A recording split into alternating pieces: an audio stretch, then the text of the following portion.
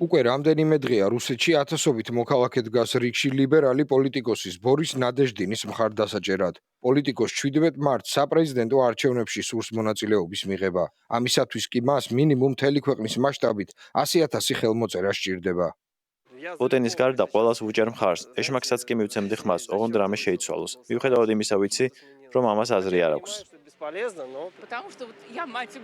მე დედა ვარ და 3 შვილი მყავს. ომი საშინელებაა და ის რაც შეიძლება სწრაფად უნდა დასრულდეს.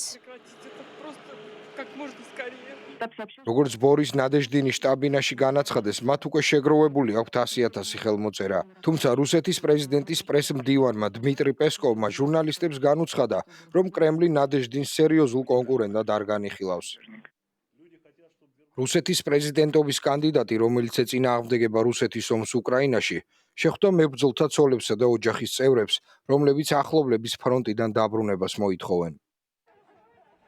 რაც შეეხება კიდევ ერთ კანდიდატს ეკატერინა დუნცოვას, მისი სააპელაციო სარჩელი კანდიდატად დარეგისტრირებასთან დაკავშირებით არ დაკმაყოფილდა. გისოსებს მიღმა მყოფი და საზღვარგარეთ გაქცეული რუსი ოპოზიციონერები პირობას დებენ, რომ გააგრძელებენ ბრძოლას ვლადიმერ პუტინის წინააღმდეგ, რომელიც მომავალ წელს კვლავ ეცდება დაიკავოს პრეზიდენტის თანამდებობა.